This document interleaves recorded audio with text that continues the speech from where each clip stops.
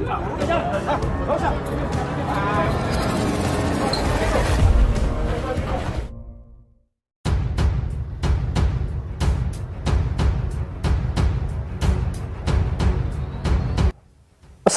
warahmatullahi wabarakatuh. Hai, selamat datang di channel Nawawi Kembut.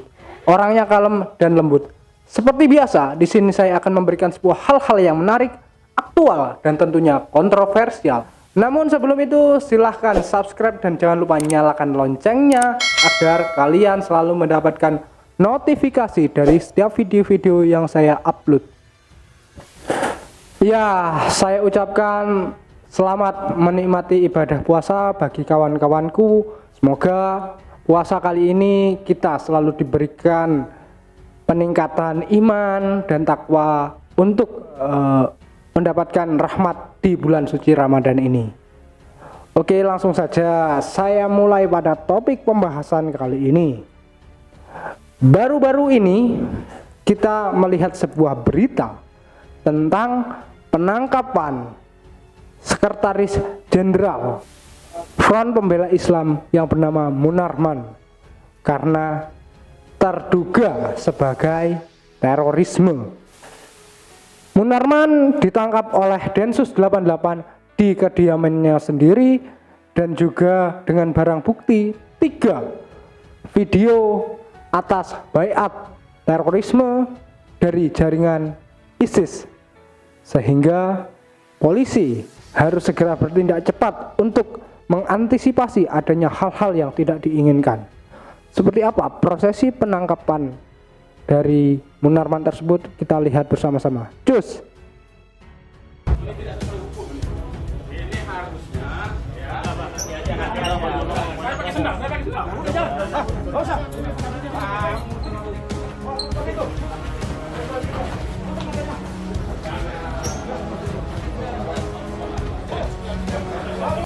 Ya, kita lihat bersama-sama seperti apa Munarman ditangkapnya seakan-akan ingin melawan petugas. Namun karena petugas sudah memiliki kekuatan dan juga sudah menjalankan tugasnya secara profesional, sehingga upaya Munarman untuk melawan petugas pun tidak bisa dilakukan. Apakah hanya sebatas video tentang pembaiatan saja? Namun rupanya ada sebuah cairan peledak yang ditemukan polisi di sekretariatan Front Pembela Islam itu sendiri. Seperti apa keterangannya? Yuk kita lihat bersama-sama. Tadi sore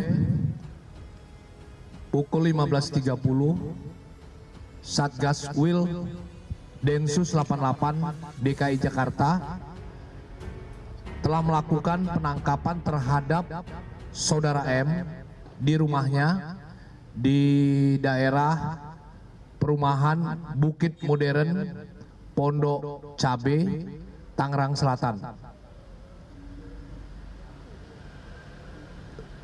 Penangkapan terkait dengan dugaan keterlibatan Saudara M, yaitu terkait dengan aksi-aksi terorisme yang terjadi di beberapa waktu yang lalu. Di rumah tersebut, di kediaman Saudara M, tim melakukan penggeledahan dan tim yang lain juga melakukan penggeledahan di kantor sekretariat di daerah Petamburan, kantor sekretariat organisasi massa yang sudah dilarang oleh pemerintah. Dalam penggeledahan di kantor sekretariat ormas terlarang tersebut ditemukan yang pertama adalah atribut ormas terlarang yang sudah dilarang pemerintah. Jadi beberapa atribut terlarang. Kemudian beberapa dokumen yang tentunya akan didalami oleh penyidik Densus 88. Kemudian beberapa tabung yang isinya adalah serbuk yang dimasukkan di dalam botol-botol yang serbuk tersebut mengandung nitrat yang sangat tinggi jenis aseton, dan itu juga akan didalami oleh penyidik. Kemudian yang terakhir, ada beberapa botol plastik yang berisi cairan TATP.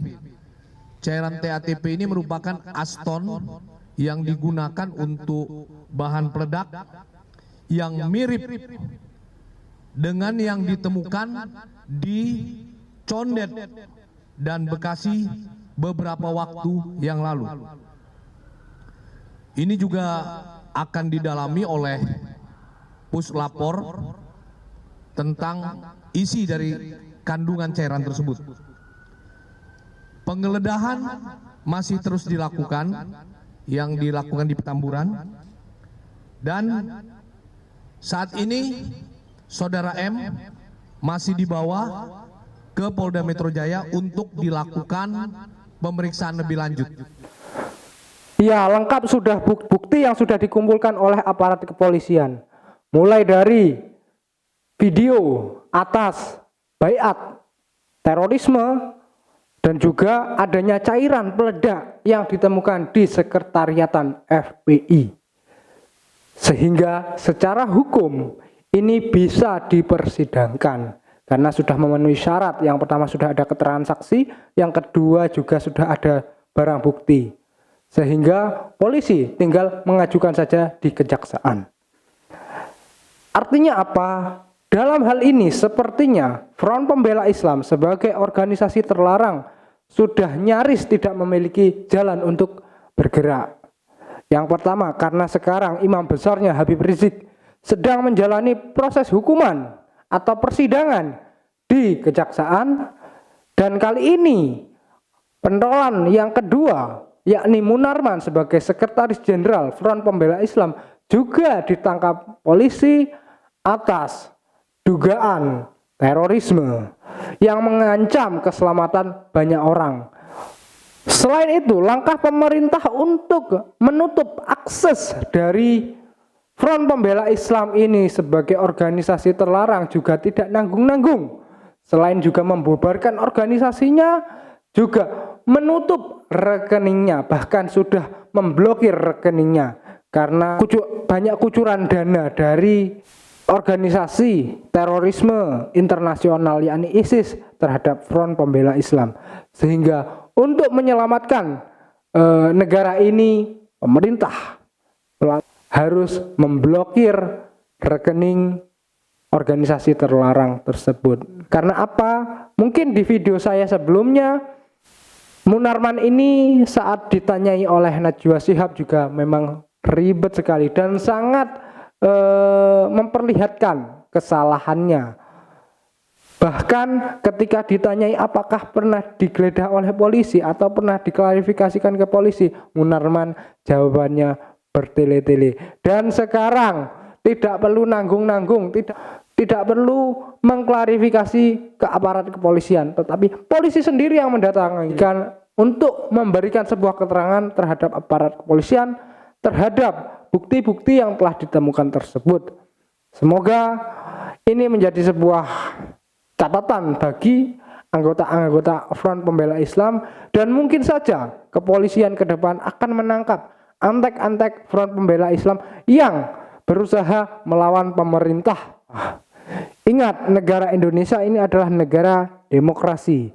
Bukan berarti negara demokrasi kita bebas mengemukakan pendapat. Ada batasan-batasan yang harus kita lewati, yakni batasan hukum. Sebab jika demokrasi tidak memiliki dasar hukum, maka akan menjadi sebuah demokrasi kriminal. Oleh karena itu, demokrasi Pancasila yang kita junjung tinggi sebagai dasar hukum ini adalah demokrasi yang sangat sempurna. Demokrasi yang berada di tengah-tengah. Mereka yang anti Pancasila berarti sudah bisa ditebak. Kalau tidak terlalu kanan, ya kiri, kan begitu. Itu saja yang dapat saya sampaikan. Kurang lebihnya mohon maaf. Akhirul kalam, wabillahi taufiq wal hidayah. Assalamualaikum warahmatullahi wabarakatuh.